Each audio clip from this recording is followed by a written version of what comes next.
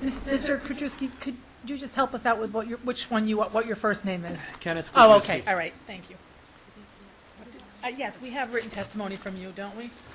No, I have, Actually, we Mr. have some- Kajewski, if I need to jump in here, didn't you just swap spaces with Mr. Mastrangelo? But he's taking his Oh, sister-in-law. you're being Andrea now? Are you Yes. Andrea? Right. All right. Yes. Okay. He's taking that space. Transgender. And we have written testimony from Andrea, so we have that, her Yes. testimony to read. yes. And there should be Brenda and 3 other witnesses to my case that sent in testimony too. Right, is Brenda here to, No, her testimony She's- was sent in too. okay. Okay. And I'd like to thank this committee, all these members. I'm a full-time dad, uncle of 13, and a former Marine, and founder of Save Our Kids Parental Alienation Foundation. I was with my children from birth to ages 8 and 14 until I was through into family courts with a false restraining order that consisted of a mosquito bite, a car magazine, and that's how ridiculous some of our restraining orders are in the state of Connecticut. It was dismissed in 2 weeks with no merit. Approximately $50,000 later, $5,000 on 2 psych evaluations, 2 parenting classes, transcripts, 18 court dates, and 2 years fighting for a trial for custody, and being falsely billed by the guardian ad litem $24,000. I watched my children go from love to hate as this guardian ad litem, Mary Bergamini, was solely responsible for alienating my children. After all this, I knew something had to be done. I have a moral and had a moral obligation to my son and daughter for life. Today, there are about 5 people here to testify events that happened in my children's life that destroyed both my children, bond, and my family. The grievance board today, as it stands, really doesn't do a job of investigating and rarely holds anyone accountable, as it is mostly made up of lawyers protecting other lawyers. At the very least, it should have a non-lawyer committee that keeps a database on complaints and something like a 3-strike policy on GALs with open and transparent discipline or disbarment. Every attempt should be made for the presumption of shared parenting for custody as quickly as guardians make parents visitors. Joint custody today is merely a falsehood of winner take all, and wherever the child resides with gets to break and violate all the orders anytime they please without repercussions. To make one parent a visitor and a second-class citizen is truly wrong and must stop, whether that parent has money or not. I've seen way too many parents with my organization that are disabled, laid off, veterans, or veterans from war being incarcerated like a slaughterhouse in some courts in Connecticut, making good parents criminals when all the children want is both parents to love. In an age of inequality, it is time to end the deadbeat mentality in society. We have a constitutional right to parent that is violated way too often by a great percentage of these GALs. Mary Bergamini was solely responsible for evidence provided and did nothing to promote and foster the bond that she ripped apart with my children that I saw every day. Sir, your time is up, and I have a question as to when you started. You talked about a restraining order being filed. Yes. When that restraining order was filed, I assume that was like an ex parte application? Yes. Okay. When that was before that was filed, did you have an access schedule, a parenting schedule? Did you have time with your children? No, at that time, for the 7 years that me and my ex were apart, I saw the children 7 days a week, and I even... All right. But when the application was filed, was it approved ex parte? And if it was, did a court order a schedule for you to see your children within that order? Yes. So even though it was approved, the court did, because I see sometimes that they just approve it and they don't make any provision for there to be continued access. Right. But you had continued access for that? There was Okay. continued access All right, thank until you. after it passed. Thank you. And then it was dismissed. Okay, are there any other questions for this gentleman? I have, plenty more to talk about. It'd take me 2-3 more minutes. Very important evidence on how the abuse took place. I have some questions, and it's very possible that your testimony will be coming in through my questions. I don't know.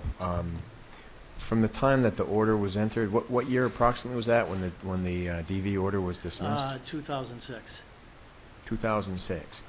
Sometime after that, was there an order entered that allowed you to have access other than that restraining order?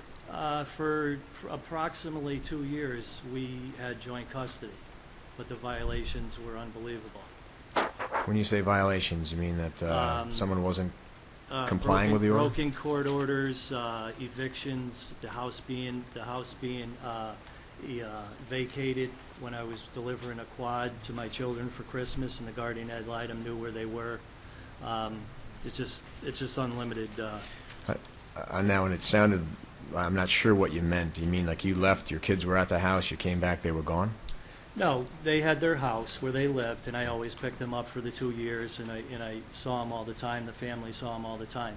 It was Christmas time, and I bought the kids a quad because they used to like to ride, because they used to like to watch me race, so they would ride their quads all the time. So I bought a quad, and me and my 2 brothers and sisters, we went over the house to deliver it, and the house was abandoned. So I went to Vernon Police Station to file it, and the guardian ad litem knew where they were living and where they were, and didn't think it was a big deal. And I was supposed to know where they were for phone contact or any emergencies. Was there a parenting plan in place at that time? No, there wasn't a parenting plan for 2 years. I had asked for 2 shared parenting plans, and the guardian ad litem told 8 of us, I can't get the mother to talk or do anything.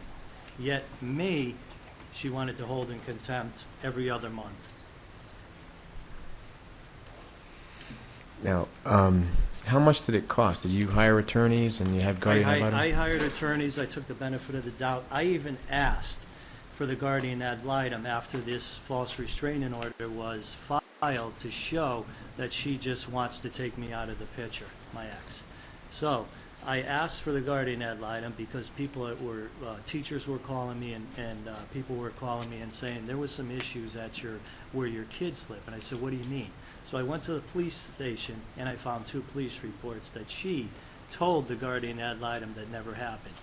Two different boyfriends beat her with my children in the house. These are all the things that I had listed to say, and that I told this Mary Bergamini, and she did nothing about it. And many issues I have. Did you raise that with the court? Absolutely. These things did not care. These were the things that I was going to talk about. My daughter at 13 was on MySpace, posing as an 18-year-old. It didn't make a difference to the guardian. These are serious issues. Did you have joint decision-making at that time? The children were living with the kids, and it was just a visitation plan. So because I was being so vocal and making these, showing all this evidence, and there were so many witnesses that were talking to the guardian ad litem, that I was trying to get some kind of parenting plan so we could get out of court. But these things just kept snowballing. And today, do you have a parenting plan? Today, I haven't seen my children in 5 years.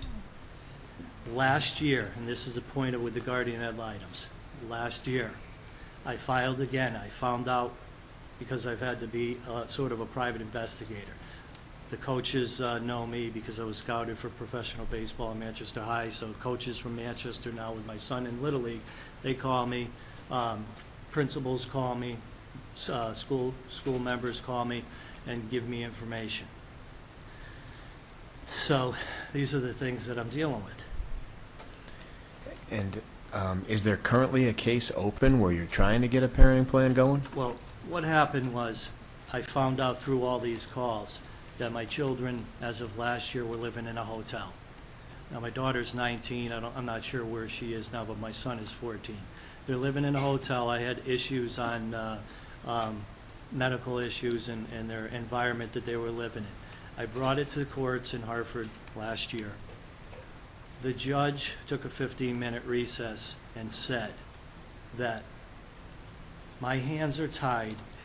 You have an outstanding bill, and this is 3 years that I told him I have no more money. My hands are tied, and I have to keep this order that's here.